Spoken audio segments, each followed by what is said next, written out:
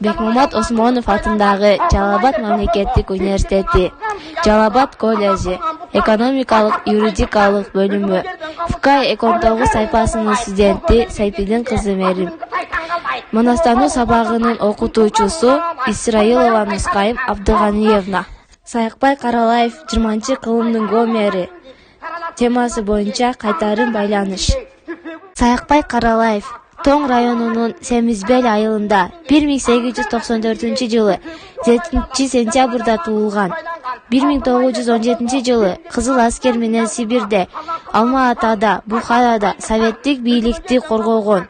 1921-31 жылдары Маман Ырдак айылдык кеңешинин башкармасы болгон. 1936-жылы аны Кыргыз мамлекеттик филармониясына манас айтуучу катарында кабыл алышкан. Саякбай Каралаев өзүнүн эскерүүлөрүндө белгилүү манасчы Акылбек жөнүндө дагы өзүнүн устаты катары эскерген. 1930-жылдан көрүнүктүү манасчы болуп эсептелген.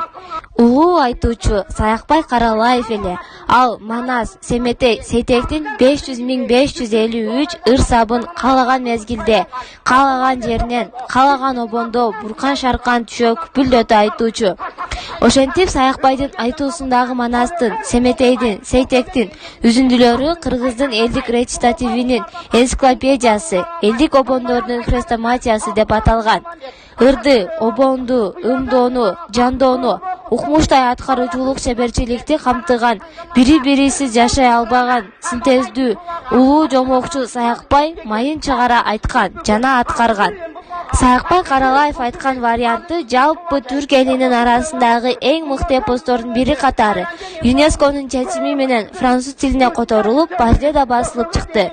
Миңдеген жылдар бою көчмөндүү кыргыздардын улуттук китепканасынын, театралдык сахнасынын, экранынын, тарых китебинин милдетин аткарып келген.